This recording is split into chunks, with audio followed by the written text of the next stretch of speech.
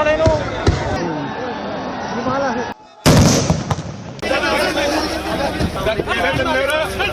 लगातार जो tear gas की सेल है वो छोड़ी जा रही है। मैं किसानों के साथ रिपोर्टिंग कर रहा था, किसान शांत में खड़े थे, लेकिन उससे पहले ही आप देखिए कि आंसू गैस के गोले सरकार ने दागने शुरू कर दिए। अभी जो आपने डिस्टर्बिंग विजुअल्स देखे वो चाइना या पाकिस्तान बॉर्डर के नहीं बल्कि हरियाणा पंजाब के शंभू बॉर्डर के हैं, जहां पिछले 24 घंटे में दिल्ली की तरफ आ रहे किसानों पर आंसू गैस, लाठीचार्ज, ड्रोन और गोलियों से हमला हुआ, जिसमें सैकड़ों किसान इंजर्ड हो चुके हैं। हरियाणा की खट्टर सरकार के आदेश पर रैपिड एक्शन फोर्स और किसानों के बीच में वॉर का माहौल है और देश के प्रधान सेवक मोदी जी किसानों से मिलने के बजाय दिल्ली छोड़कर यूएई में एनआरआई इंडियन से मुलाकात करने और अबू धाबी में पहले हिंदू मंदिर का उद्घाटन करने पहुंच गए। वाह क्या सीन है, जंगल जंगल बात चली है, पता चला है दुबई में भी कमल का फूल खिला है। भक्त एंकर्स स्पेशल कवरेज कर रहे हैं, मस्जिदों के शहर में मंदिरों के घंटे बज रहे हैं और पूरा देश भक्ति भाव में डूबा हुआ है। देखिए ना, मस्जिदों के शहर में मंदिरों की घंटियां गूंजेंगी। प्रधानमंत्री नरेंद्र मोदी अब से कुछ ही देर बाद पूरे खाड़ी देशों में सबसे बड़े हिंदू मंदिर का उद्घाटन करने वाले हैं। अयोध्या से लेकर अबू धाबी तक प्रभु राम और इसी के साथ हिंदू देवी देवताओं के प्राण प्रतिष्ठा के साथ पूरा देश जैसे अध्यात्म, धर्म और भक्ति भाव में डूबा हुआ है। चापलूस अंजना ओम कश्यप बताना भूल गई कि इलेक्शंस के वक्त विदेशों में नाम रोशन कर रहे भक्तों का बड़ा योगदान रहता है, जिसे डिस्क्रेडिट नहीं किया जा सकता। अब किसानों का क्या है, इलेक्शन से पहले 2-4 वादे और कर देंगे और किसानों का वोट मिल ही जाएगा।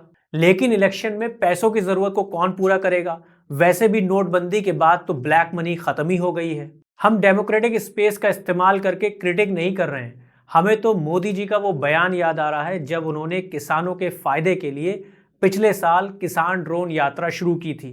क्या आप भूल गए?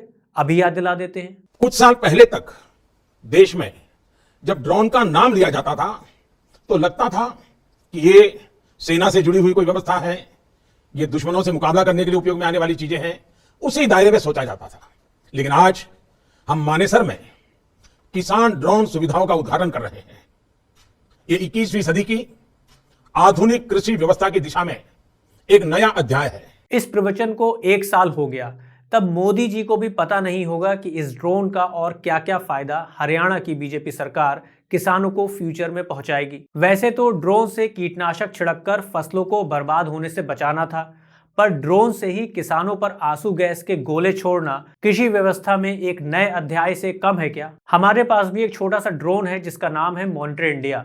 आप तक इस ड्रोन की एक्सक्लूसिव स्टोरीज पहुंच सके, इसके लिए अभी सब्सक्राइब करें और वीडियो को आगे शेयर करना ना भूलें। अब कहानी को आगे बढ़ाते हैं। सन 2020-21 में सेंटर की बीजेपी सरकार के 3 काले कानूनों के खिलाफ लाखों की तादाद में दिल्ली के बॉर्डर्स पर किसानों ने 1.25 साल प्रोटेस्ट किया, क्योंकि कैपिटलिस्ट के फेवर वाले कानूनों को बिना किसानों से सलाह मशवरा किए उन पर थोप दिया गया था। उस वक्त भी दिल्ली के बॉर्डर्स सील कर दिए गए थे। बैरिकेडिंग, कीले, लाठीचार्ज, आंसू गैस, गोलियां और गोदी मीडिया वगैरह वगैरह सबका इस्तेमाल किया गया था। ऑल इंडिया किसान सभा के मुताबिक उस प्रोटेस्ट मूवमेंट में 750 किसानों की मौतें हुई थी।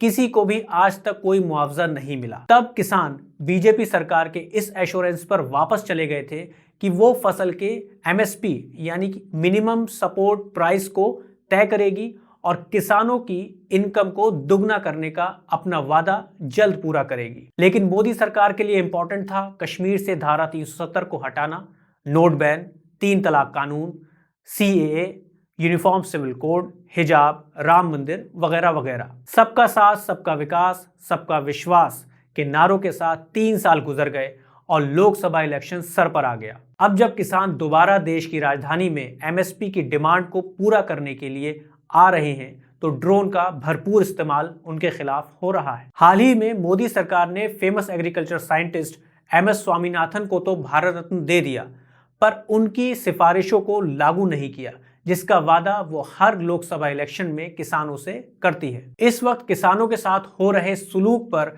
एमएस स्वामीनाथन की बेटी इकोनॉमिस्ट मधुरा स्वामीनाथन ने मोदी सरकार पर अपना गुस्सा जाहिर करते हुए कहा है कि हरियाणा में किसानों के लिए जेलें तैयार की जा रही हैं, अगर आप स्वामीनाथन को सम्मान नहीं करते हैं तो अन्नदाताओं यानी किसानों को क्रिमिनल की तरह ट्रीट नहीं कर सकते।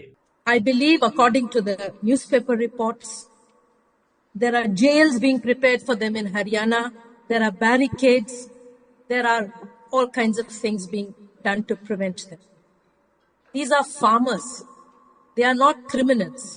वहीं दूसरी तरफ दिन भर कम्युनल हेट फैलाने वाले राइट विंग ट्विटर हैंडल्स और गोदी मीडिया ने भी पिछली बार की तरह किसानों को एंटी नेशनल डिक्लेयर करने का काम शुरू कर दिया है। पिछली बार तो सामदंड भेद के इस्तेमाल के बावजूद किसानों ने फतह हासिल कर ली थी, लेकिन लोकसभा इलेक्शन के चलते अब की बार मामला सरकारी हैट्रिक का है। देखते हैं आगे क्या होता है।